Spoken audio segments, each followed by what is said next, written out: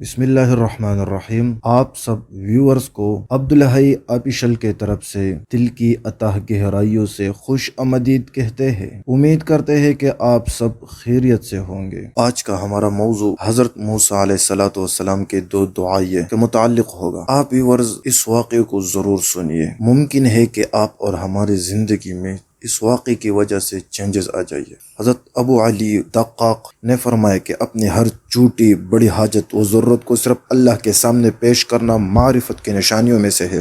حضرت دقاق نے اس جگہ حضرت موسیٰ علیہ السلام کی بڑی عمدہ مثال بیان فرمائی ہے۔ وہ یہ کہ حضرت موسیٰ علیہ السلام نے ایک دفعہ ایک بہت بڑی چیز کا اللہ تعالیٰ سے سوال کیا۔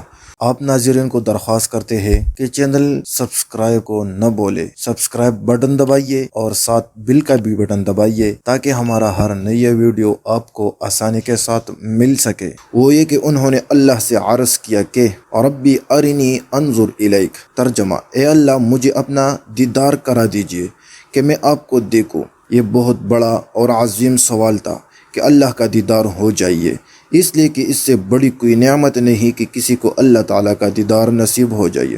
جیسا کہ حدیث میں ہے کہ جنت میں جب جنتیوں کو اللہ تعالیٰ کا دیدار ہوگا تو جنتیوں کو جنت کی ساری چیزیں اس کے سامنے حقیر نظر آئے گی اور اللہ تعالیٰ کے دیدار کی لذت ساری لذتوں پر باری ہوگی۔ غرض حضرت موسیٰ علیہ السلام نے ایک طرف اللہ سے اتنی بڑی چیز کا سوال کیا اور دوسری طرف ایک اور موقع پر دنیاوی معمولی حقیر چیزوں کے لیے اللہ ہی کی طرف رجوع کیا اور اپنے محتاجی ظاہر فرمائی، چنانچہ عرض کیا ربی انی لما انزلت الی من خیر فقیر، ترجمہ اے میرے رب میں ان چیزوں کا محتاج ہوں جو آپ میری طرف کانا وغیرہ نازل فرمائیے۔ معلوم ہوا کہ ہر چھوٹی یا بڑی حاجت اللہ تعالیٰ سے مانگنا چاہیے اور ہر حال میں اللہ ہی کی طرف رجوع کرنا چاہیے، اس لیے کہ در تو صرف اسی کا ہے، اس کے در کے سوا کسی کا کوئی در نہیں۔ جہاں ہماری حاجات پوری ہوتی ہے اس کا ہم کو مکلف بنایا گیا ہے۔